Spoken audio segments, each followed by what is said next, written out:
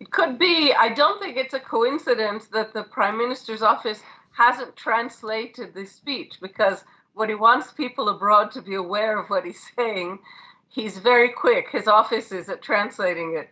In this case, this was a declaration of war directed inside Israel.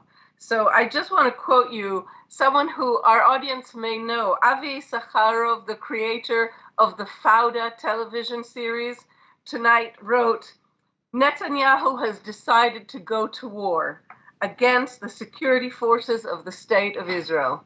And tonight what we saw was absolutely a declaration of war. Netanyahu accused mid-war, remember, you just showed us images of Gaza, of Lebanon. Israel is facing multi-front wars ongoing. And the Prime Minister, in this video statement, said that he and the state have been betrayed by the heads of the army and by the heads of the Shin, Israel's National Security Service. He said that, going into some detail, that he was not given documents and information that he as Prime Minister should have been given, and said that these agencies have taken one of his former employees, a guy called Eli Feldstein, hostage. And it was the only mention of hostage, the word hostage, in his entire speech, whereas, as we all know, Israel has 110 hostages rotting to death in Gaza still now, 14 months into this war. And a terrible video, apparently, of one of them was released tonight. There was no mention of any of that or of the pain of the population at all. What we have seen since he posted this speech is also extraordinary. So the former head of the Shin Bet, Yoram Cohen, a Shin Bet director appointed by Netanyahu, went on television live and accused the Prime Minister of mishandling the job of running the state. He said that these were an aberrant series of accusations from the Prime Minister. What we're seeing tonight in Israel is a civil war, so far in words. The Prime Minister does not have his own private militia, but we are seeing open warfare mid-war between the government and the security agencies of the state. The walls all closing in around Netanyahu. And Noga, you touched on the hostage situation right now. We have had another hostage march for the families of those hostages, in which they said it's Netanyahu versus the people. That was one of the banners that could be seen there. That's these hostage marches have taken place every Saturday since the start of October 7th. Now we have news, the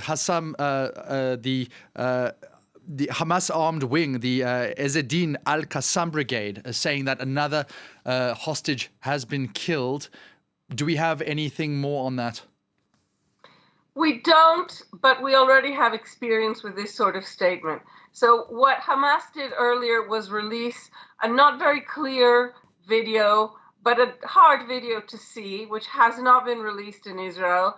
And it shows what appears to be the dead body of a woman, badly bruised, and then wrapped in a kind of death shroud with bloodied parts. And in the statement that Hamas released, they said that another hostage, another Israeli hostage who had been held with the dead hostage, they didn't name either of them, that her life was in danger. Now, we have to be very, very careful with all of these kind of statements for several reasons. The main one is we already have experience with Hamas allowing some of these Israeli hostages to survive for 11 months, it was at the time, on October the 30th, and then murdering them, executing them in cold blood when they feel that Israeli armies, soldiers might be getting too close. We may be seeing a situation like that. We may be seeing a moment of a kind of psychological terror by Hamas, or it could be a situation in which an Israeli bombardment harmed these hostages. We don't know. But let's come back to our first topic, because this is related.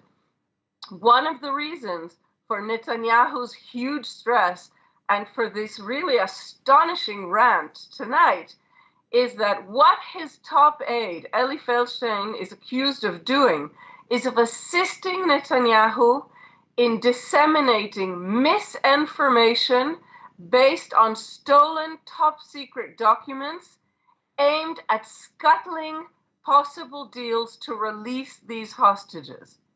And so when we see Netanyahu scrambling like this, or almost panicking, as he has been described tonight, we are seeing someone who is responding to accusations that verge on treason during wartime and acting against the basic interests of his citizens.